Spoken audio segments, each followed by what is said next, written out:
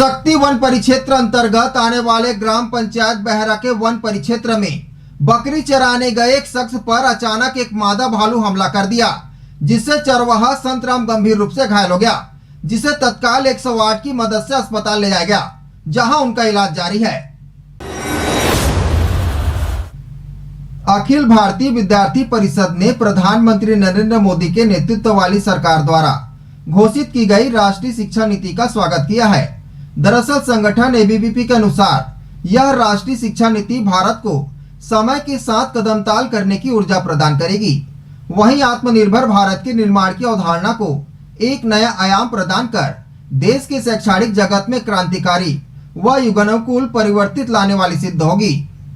अखिल भारतीय विद्यार्थी परिषद ने प्रधानमंत्री नरेंद्र मोदी के नेतृत्व वाली केंद्र सरकार द्वारा बुधवार को घोषित की गई राष्ट्रीय शिक्षा नीति 2019 का स्वागत किया है।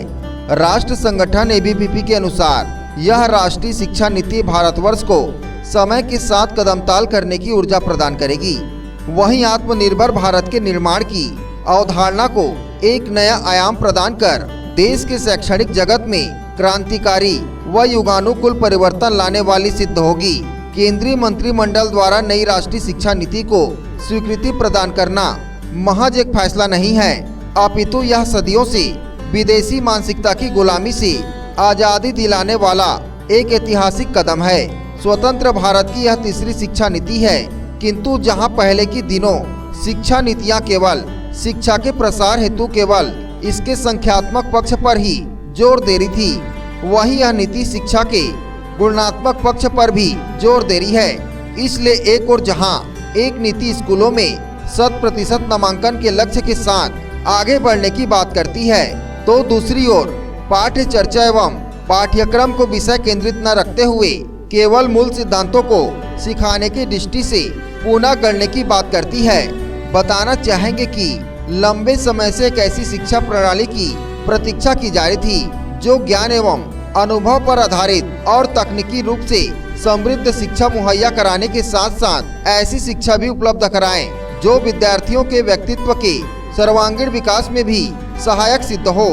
इसी आवश्यकता को देखते हुए नई शिक्षा नीति ने अब तक पाठ्येतर गतिविधियां माने जाने वाली विधाओं को पाठ्यक्रम का हिस्सा बनाए हुए शिक्षा के मूल स्वरूप को पाने की दिशा में महत्वपूर्ण कदम बढ़ाया है। इसके साथ ही 5-3-3-4 का नया शिक्षा क्रमणीय ढांचा विद्यार्थियों की मानसिक और शारीरिक आवश्यकताओं के अनुरूप शिक्षा उपलब्ध कराने में सहायक होगा।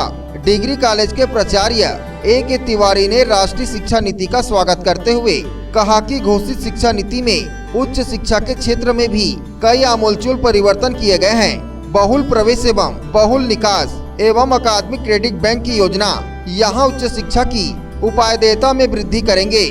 वहीं बहुविषयक एवं रोजगारोन्मुखी पाठ्यचर्चा बेरोजगारी समाप्त करने के महती भूमिका निभाएंगी।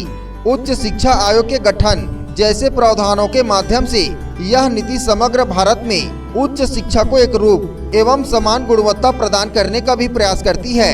यह शिक्षा नीति केंद्र सरकार की उपलब्धियों के सूत्र में पिरोया गया एक और हीरा है, जिसकी चमक में विश्व आने वाले समय में अनुभव करेगा। नई शिक्षा पद्धति ये हम सब के लिए, विद्यार्थियों के लिए खुशी की बात है कि देश को 34 साल बाद एक नई शिक्षा पद्धति मिली। यह शिक्षा पद्धति हमारे देश के संस्कृति के अनुरूप बनाई गई शिक्षा पद्धति है। इससे पहले जैसे कि हम देखते हैं कि मैकाले की शिक्षा पद्धति हमारे ऊपर थोपा गया था, मैं कहूँगा स्पष्ट तौर पर कि थोपा गया था, जिससे कि हमारी देश की संस्कृति के साथ साथ विद्यार्थियों में भी एक अलग ही प्रकार का प्रभाव पड़ा, जिससे कि वो अपने देश के नहीं हो पा रहे थे।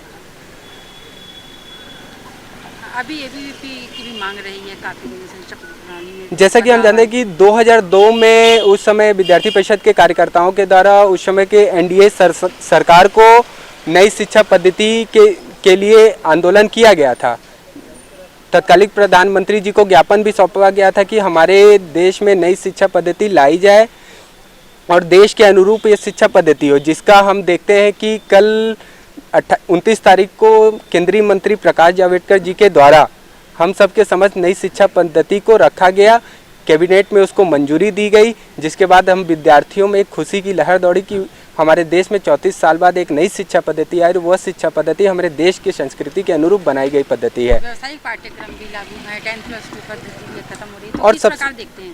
और सबसे बड़ी बात है कि ये जो अभी जो नई शिक्षा पद्धति आई है, इसमें जैसे कुछ विद्यार्थी गैप कर देते हैं, तो गैप करने वाले विद्यार्थियों के लिए भी बड़ी बात है कि फर्स्ट ईयर क्लियर करने के बाद जैसे वो अपने आगे की पढ़ाई नहीं कंप्लीट कर पाते हैं, तो फर्स्ट ईयर कंप्लीट करने के बाद भी उनको सर्टिफिकेट दिया जाएगा कि विद्यार्थी ने पढ़ाई किया है। नहीं तो आज के डेट में विद्यार्थी फर्स्ट ईयर पढ़ने के बाद भी हम देखते हैं कि रोजगार के लिए इधर उधर घूमते रहता है, उसके पास किसी प्रकार की सर्टिफिकेट नहीं हो पाते।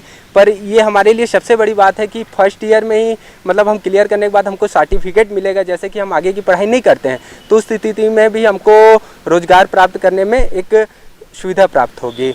और जो नई शिक्षा पद्धति लागू हुई है, इसके लिए मैं वर्तमान एनडीए सरकार को तहे दिल से नमन करता हूँ, प्रणाम करता हूँ और उनकी ये शिक्षा पद्धति स्वागत योग्य है।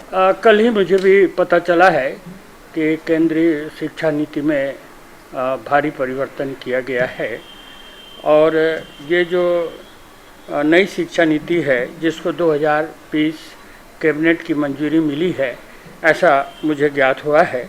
निश्चित तौर पर इस शिक्षा नीति में अभी व्यापक रूप से मैंने भी अध्ययन नहीं किया है, ऊपर जो चीज़ मैं जाना हूँ इसमें एक भारी परिवर्तन देखने को मिल रहा है। न सिर्फ प्राइमरी स्कूल में, मिडिल स्कूल में, हाई स्कूल में, बल्कि उच्च शिक्षा के क्षेत्र में भी एक भारी परिवर्तन आएगा, ऐसा मुझे एहसास हो रहा है, ऐसा ज्ञात हो रहा है।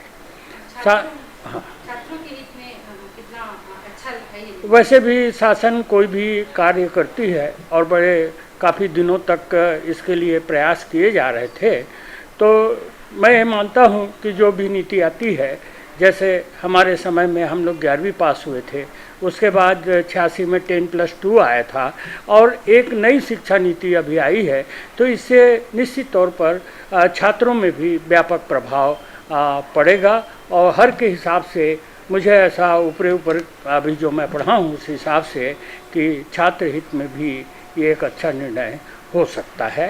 ये पूरी तरह से लागू होने के बाद ही इसमें कुछ व्यापक रूप से हमारे पास जानकारी आएगी, तभी हम कुछ इस पर ज़्यादा वक्तव्य दे सकते हैं।